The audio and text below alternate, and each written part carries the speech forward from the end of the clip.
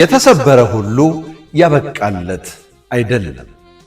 በዚህ ዓለም ላይ ስንኖር በሕይወት ጉዞ ውስጥ ውጣ ውረድ ያለ ነው።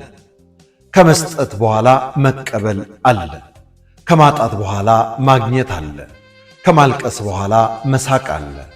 ከሕመም በኋላ መዳንና ሥራ ከማጣት በኋላ መልካም ሥራ ማግኘት አለ።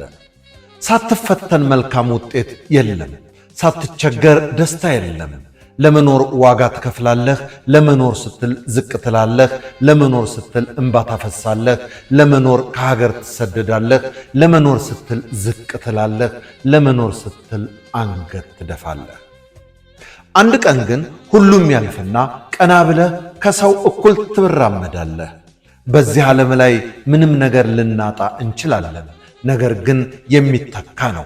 በዚህ ውል አልባና ውጥንቅጡ በበዛበት ዓለም ውስጥ በትዕግሥት ነገሮችን መርምሮ በማስተዋል በመኖር የውስጥ ሰላምንና መረጋጋትን ከማስጠበቅ በላይ ትልቅ ስኬት የለም።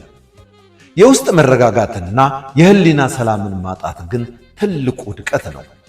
የህሊና ሰላም ማግኘት ሕይወትን በተሻለ መንገድ እንድናጣጥምና ፈተናን በቀላሉ እንድናልፍ ይረዳናል። ስለዚህ ስንኖር ልብሳችን እንዳይቆሽሽ ሳይሆን ህሊናችን እንዳይቆሽሽ እንጠንቀቅ። አጥንታችን እንዳይሰበር ብቻ ሳይሆን ልባችን እንዳይሰበር እንጠንቀቅ። ይህን አስታውሱ። የተሰበረ እጅ ይሰራል፣ የተሰበረ ልብ ግን አይሰራም።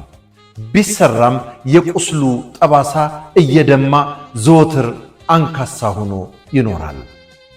እግዚአብሔር ማስተዋልን፣ ጥበብን፣ ዕውቀትን ከፍቅር ጋር ይስጠን። በለጠ ሸቴ ዘሀገረ ኢትዮጵያ እንዳቀረበው